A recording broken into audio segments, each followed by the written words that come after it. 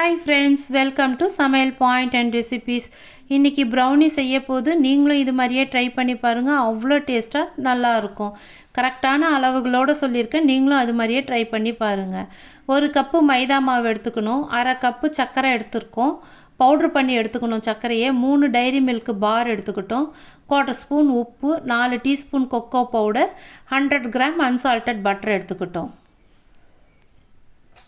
இப்போ சின்ன சின்ன பீசஸாக டைரி மில்கை பீஸ் பண்ணி எடுத்து பவுலில் சேர்த்துடுங்க. அதோடவே நம்ம பட்டரையும் சேர்த்துக்கலாம்.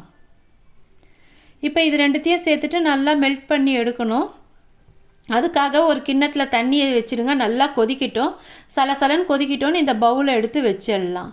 இப்போ வச்சுட்டோம். இப்போ இது நல்லா மெல்ட் ஆகி வருது பாருங்கள். அந்த தண்ணி கொதிக்கிற அந்த சூடுலேயே இப்போ இது நல்லா மெல்ட் ஆகிடுது. இது நல்லா லிக்விட் ஆகட்டும்னு கீழே இறக்கி வச்சிடலாம். இப்போ இது ஆறணும்னு அவசியம் இல்லை. அதுலேயே நம்ம எல்லா பொருளையும் சேர்த்துடலாம். 1/4 ஸ்பூன் உப்பு சேர்த்துக்குங்க. சர்க்கரையை சேர்த்துடலாம். பொடி பண்ணி வச்சுருந்த சர்க்கரையை சேர்த்துடலாம். சேர்த்துட்டு நல்லா கலந்துடுங்க.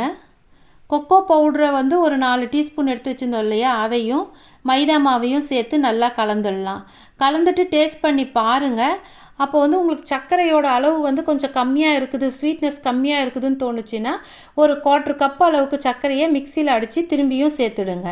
நான் இப்போது 1/4 கப்பு நான் அடித்து சேர்த்துட்டேன் பவுட்ரு சர்க்கரையை சேர்த்துட்டு இது மாதிரி நல்லா கலந்துட்டோம். பாலை ரொம்ப திக்னஸாக இருக்கிறதுனால கொஞ்சம் கொஞ்சமாக சேர்த்து கலந்துக்குங்க. தோசை மாவு பதத்துக்கு இருக்கணும். அதனால் கொஞ்சம் கொஞ்சமாக பால் சேர்த்து கலந்துக்கலாம். இது மாதிரி நல்லா ஒரு 5 நிமிஷத்துக்கு பீட் பண்ணி எடுத்துக்கணும்.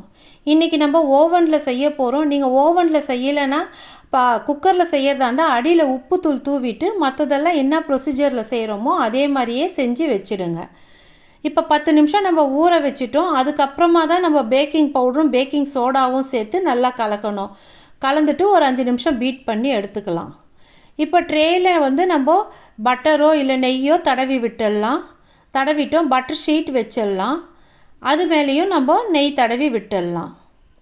இப்போ தடவிட்டோம். கலந்து வச்சுருந்த இந்த மிக்சரை சேர்த்துடலாம். இப்போ இதை நல்லா சேர்த்துட்டோம். இன்னொரு டைரி மில்கை நான் எடுத்துக்கிட்டேன்.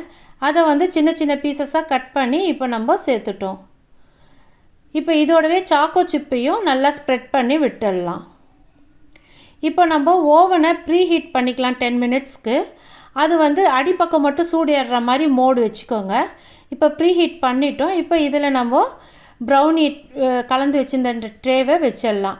10 மினிட்ஸில் நம்மளுக்கு நல்லா வெந்து வந்துடும். இப்போ பாருங்கள், நல்லா வெந்து வந்துடுச்சான்னு செக் பண்ணலாம். இப்போ மாவெல்லாம் நம்மளுக்கு இப்போ இதில் ஒட்டாமல் வந்திருக்கு. நல்லா வெந்து வந்துடுச்சு. எனக்கு டோட்டலாக ஒரு 15 மினிட்ஸ்க்குள்ளே ஆச்சு. நீங்கள் பாருங்கள், நல்லா வாசனை வருது. அது வந்தவுடனே ஒரு வாட்டி செக் பண்ணி பாருங்கள் வெந்துடுச்சுன்னா எடுத்துடலாம் நம்ம. இப்போ இது ஒரு தட்டுக்கு மாற்றிட்டு இப்போ இதை நல்லா கட் பண்ணி எடுத்துடுங்க. இது மாதிரி நீங்கள் வீட்லேயே செஞ்சு கொடுத்துடலாம். அவ்வளோ டேஸ்ட்டாக நல்லாயிருக்கும். ட்ரை பண்ணிவிட்டு நீங்கள் கமெண்ட்டில் சொல்லுங்கள் எப்படி வந்ததுன்னு. இன்னொரு வீடியோவில் உங்களை சந்திக்கும் வரை உங்களிடமிருந்து விடை பெறுவது சங்கீதா.